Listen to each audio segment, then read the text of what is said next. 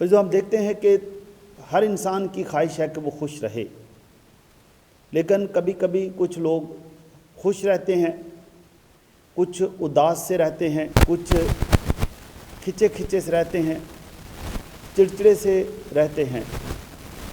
اور عزیزو، خوش رہنے کی یا نہ خوش یا اداس رہنے کی وجہ حقیقت کو جاننا ہے۔ حقیقت، اگر ہم حقیقت کو یہ جان لیں کہ میں کیا ہوں، میری حیثیت کیا ہے، میری ذمہ داریاں کیا ہیں، تو آپ سدا خوش رہیں گے۔ اور اگر آپ اپنی جو حیثیت ہے، جو خدا نے آپ کو ذمہ داری دی ہے، اس کو چھوڑ کر کچھ اور کریں گے تو آپ پریشان رہیں گے۔ آج ہم دیکھتے ہیں کہ پہلی تلاوت میں بھی بتایا گیا ہے کہ تسلی دو۔ نبی کہتا ہے خدا نے مجھے بھیجا ہی تسلی دینے کے لیے ہے۔ نبی اس بات کو سمجھتا ہے کہ میں نے تسلی دینی ہے، میں نے لوگوں کو خدا کا پیغام دینا ہے۔ اور دوسری تلاوت میں ہم دیکھتے ہیں مقدس پولس رسول ہمیں بتاتے ہیں کہ ہر بات میں خدا کا شکر ادا کرو۔ ہر بات میں اپنی زندگی کے لیے خدا کا شکر ادا کرو، اپنی صحت کے لیے خدا کا شکر ادا کرو، اور ہر چیز کے لیے خدا کا شکر ادا کرو۔ جو شخص خدا کا شکر ادا کرتا ہے، میں آج سوچ رہا تھا کرونا کے دنوں میں، ان دنوں میں خدا نے سب کو زندگی دی ہے، سب کو بچائے رکھا ہے، آج ہم اسی وجہ سے ہیں۔ لیکن کئی دفعہ جب کہا جاتا ہے ماسک پہنیں، اپنا خیال رکھیں، اور اگر خدا نخواستہ آپ کی طبیعت خراب ہوئی ہے تو پہلے سے بھی زیادہ پھر خیال رکھیں۔ خدا نے آپ کو ایک دفعہ زندگی دے دی ہے، صحت دے دی ہے، آپ اس کا اور خیال رکھیں۔ اگر آپ دل کے مریض ہیں تو بھی زیادہ خیال رکھیں، شوگر کا مسئلہ ہے تو بھی زیادہ خیال رکھیں۔ تو جو زندگی ہے اس کے لیے خدا کا شکر ادا کرتے رہیں۔ اور شاید کئی دفعہ لوگ خدا کا شکر ادا نہیں کرتے اور پھر وہ پریشان رہتے ہیں۔ اور آج ہم دیکھتے ہیں کہ شکر ادا کرنا اور یہ جاننا کہ خدا نے مجھے زندگی دی، وہ کس لیے دی ہے، صحت دی کس لیے دی ہے، اور یہ ایسے ہی ہے جیسے اسی کے احسان ہیں کہ اس نے ہمیں یہ سب چیزیں دی ہیں، اور کیوں دی ہیں یہ اسی کو پتہ ہے۔ خوش رہنا، جب ہمیں پتہ چل جاتا ہے کہ زندگی کیا ہے، ذمہ داری کیا ہے، اس وقت ذمہ داری کیا ہے، تو جو شخص اس وقت کی ذمہ داری کو سمجھتا ہے وہ خوش رہے گا۔ آج ہم دیکھتے ہیں کہ مقدس یوحنا اصطباغی، ان کو خاص خدا نے مشن دیا ہے، اور مشن ہے کہ اس نے یسوع مسیح کی راہ تیار کرنی ہے۔ سب لوگوں کو انہوں نے دعوت دی ہے، یروشلم اور ارد و گرد سے سب لوگ آ رہے ہیں، اور وہ اردن کے دریا میں یوحنا اصطباغی سے بپتسمہ پاتے ہیں اور خوش ہیں۔ ایک طرف یہ خوشی منانے والے لوگ اور خدا کا شکر ادا کرنے والے لوگ۔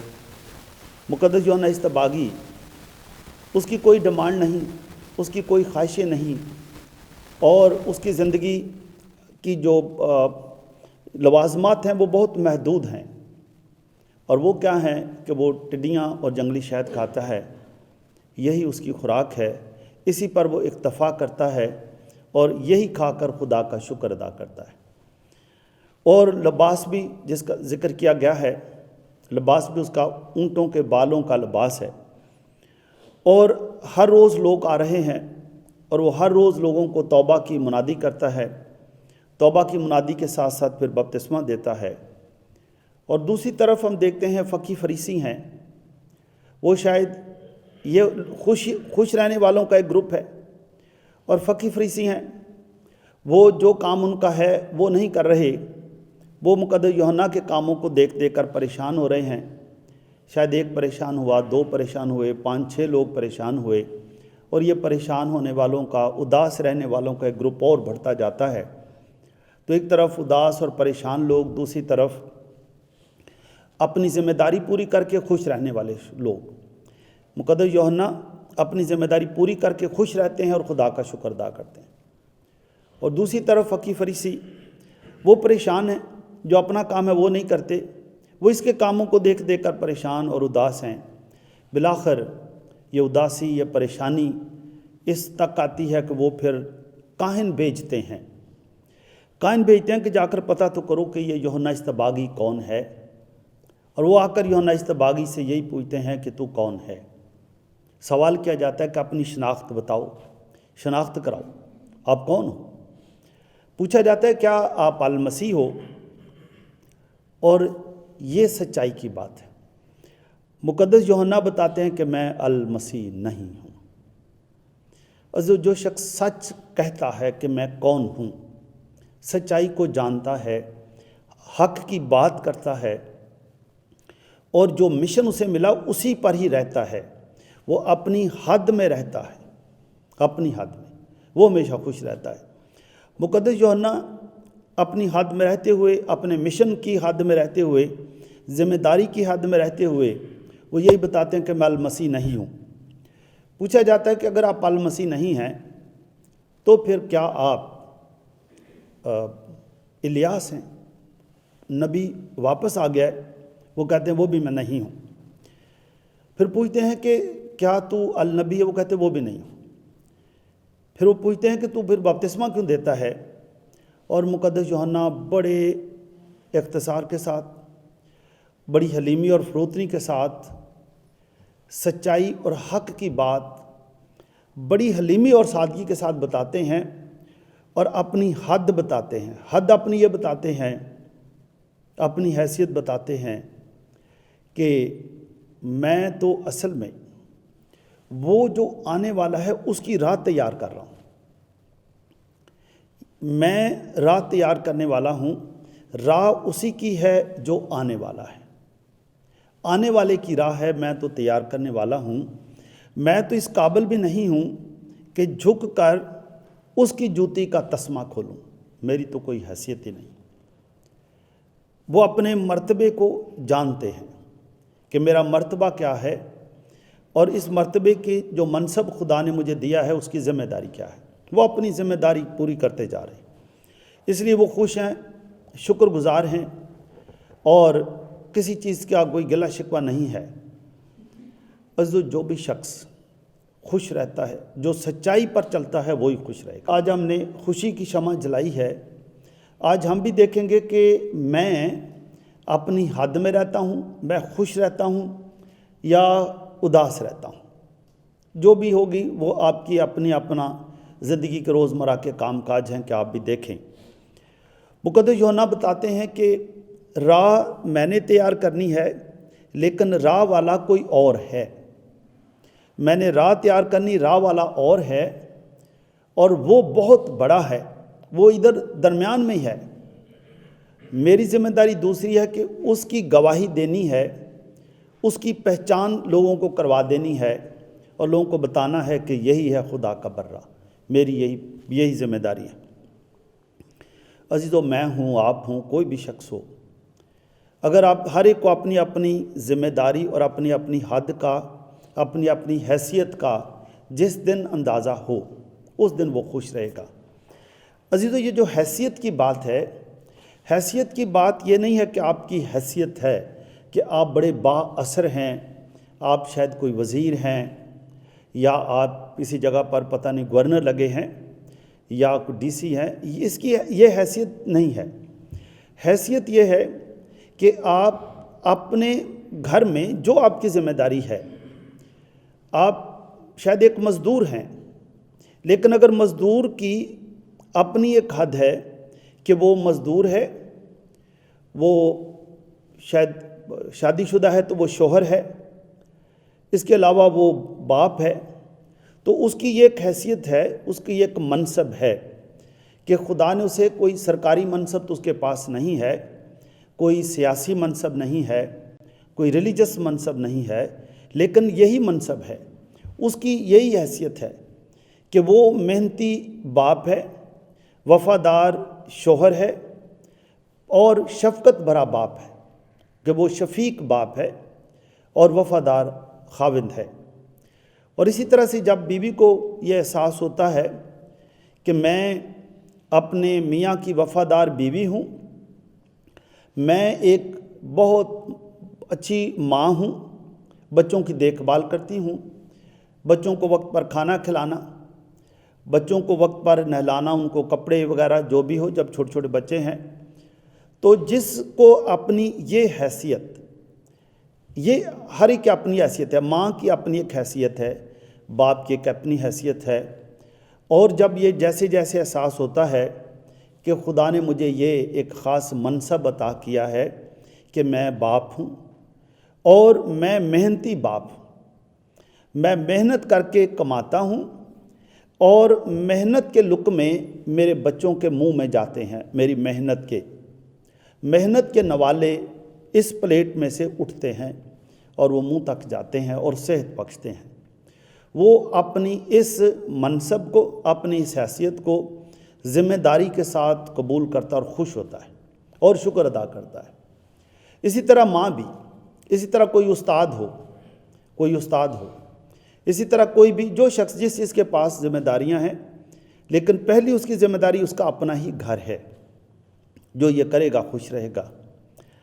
عزیزو، ایک آمد کے دن تھے، تو ایک خاندان تھا، پڑوس میں دونوں خاندان رہتے تھے، اور ایک شخص جو تھا وہ ہمیشہ دعا کرتا، کیا خدا مجھے تو اچھا کام دے۔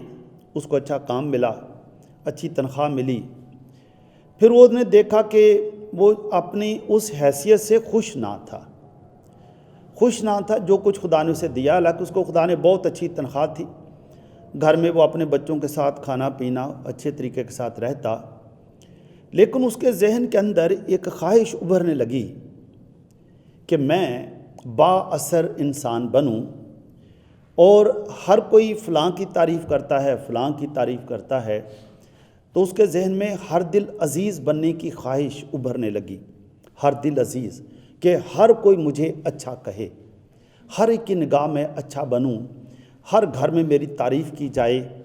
اور وہ سوچنے لگا کہ یہ جو ساتھ میں فیملی ہے، ان کی تو کوئی حیثیت ہی نہیں، ان کی کیا حیثیت ہے، ان کو کوئی جانتا ہی نہیں۔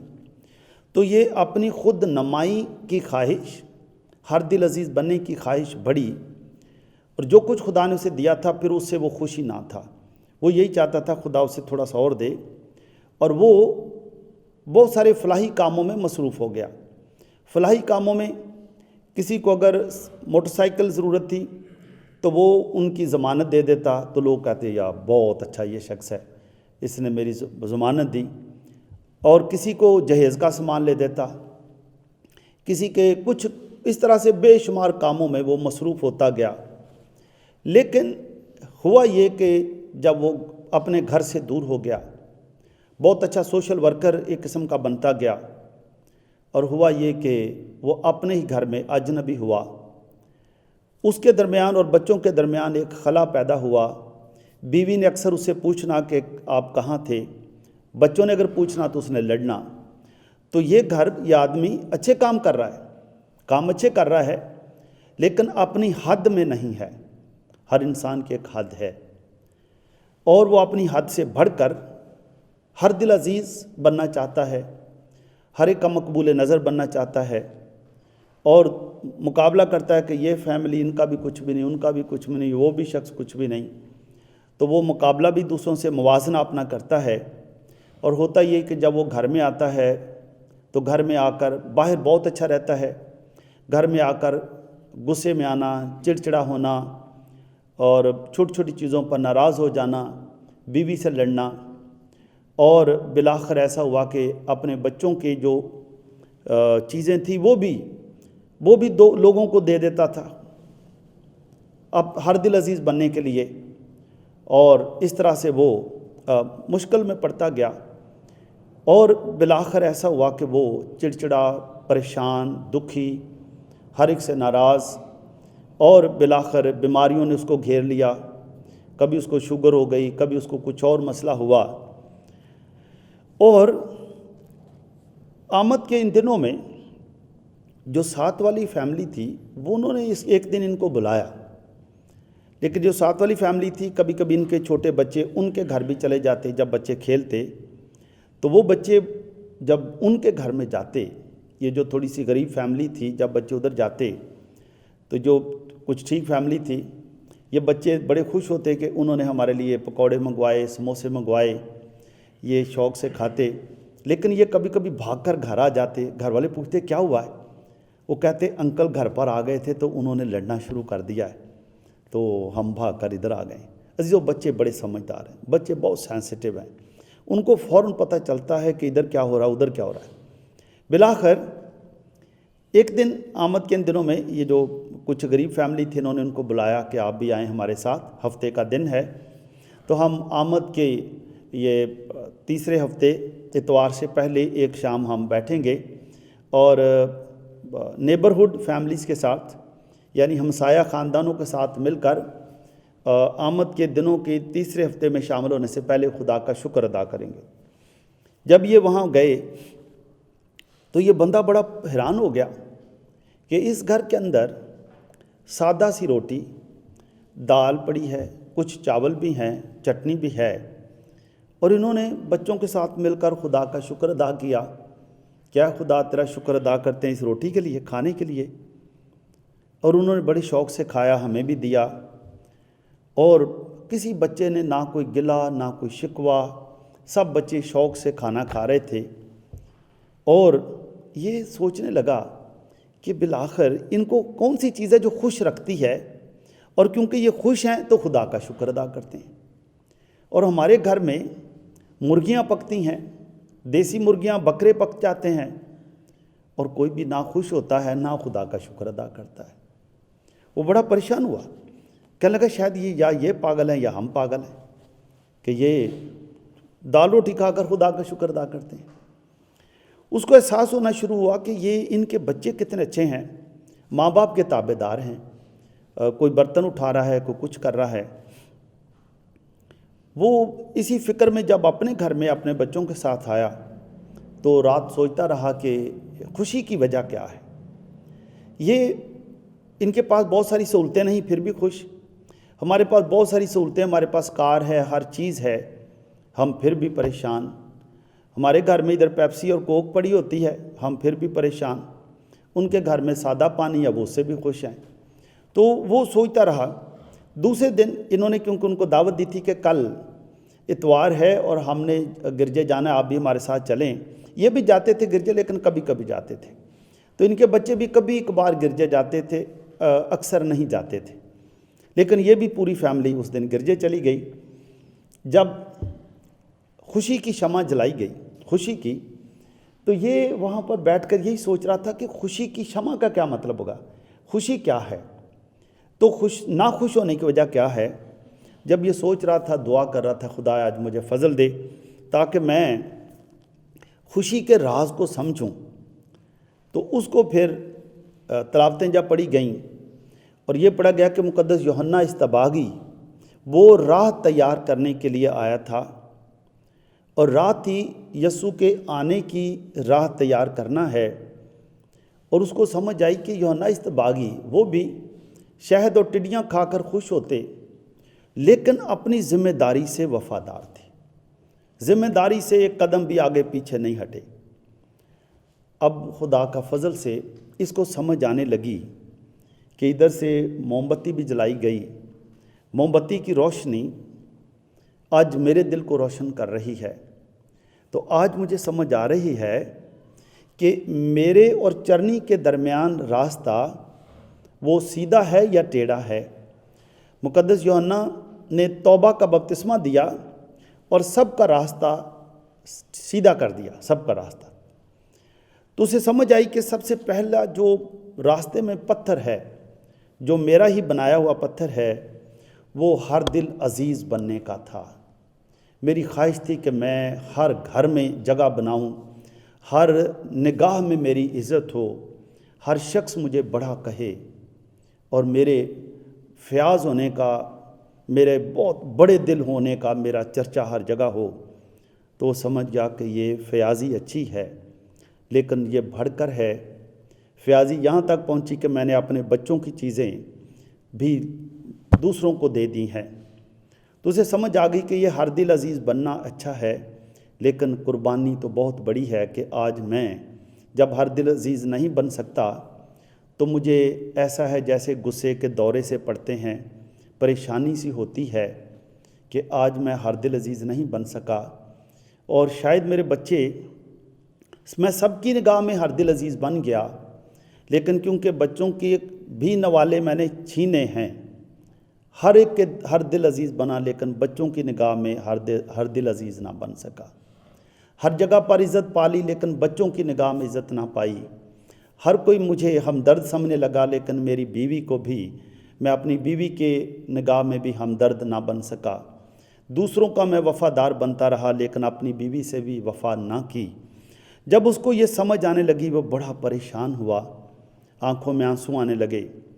تھوڑی دیر کے بعد اس کو پھر سمجھ آ گئی کہ جو دوسرا پتھر ہے میری راستے میں، اب وہ غصے کا ہے، کہ اکثر غصے میں رہنا، چڑچڑا رہنا، اور اب تیسری ان کی وجہ سے بیماریوں نے مجھے گھیر لیا ہے، اور میں موازنہ کرتا رہا کہ یہ بھی اچھا نہیں اور وہ بھی اچھا نہیں اور میں ہی اچھا ہوں، اور اس اچھائی کے اندر ہی مجھے اچھائی ہی کھا گئی۔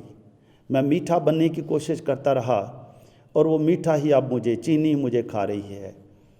جب اس کو سمجھ آ گئی، وہ خوش ہوا، اٹھا خدا کے گھر سے دعا کر کے، اور اس نے کہا باقی دنیا کو تو مجھے نہیں پتا، آج میرا اور میرے یسوع کا راستہ سیدھا ہو گیا ہے۔ مقدس یوحنا اصطباغی کتنا اچھا نبی ہے، جس نے اس وقت بھی یسوع کے لیے راہ تیار کی تاکہ ہم سب یسوع تک پہنچیں۔ آج میں ہی خوش نصیب ہوں کہ آج آمد کے اس تیسرے اتوار پر اس شمع نے میرا راستہ بھی ٹھیک کر دیا ہے۔ میری دعا ہے خدا آپ کو بھی، مجھے، ہم سب کو برکت دے، تاکہ ہم اپنی اپنی حیثیت کو، اپنے اپنے منصب کو، اپنی اپنی ذمہ داریوں کو بہتر طریقے سے کریں۔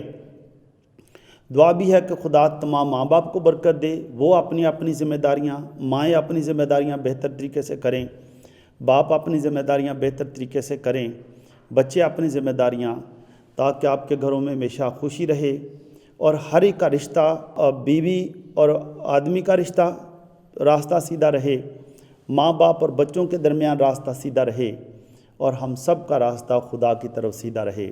خدا آپ کے ان راستوں کو ہمیشہ سیدھا کرے، آپ کو برکت دے، اور تیسری شمع، خوشی کی شمع آپ کے گھر میں ہمیشہ جلتی رہے، اور آپ کے گھر میں ہمیشہ خوشیاں رہیں، مسیح خداوند کے وسیلے سے۔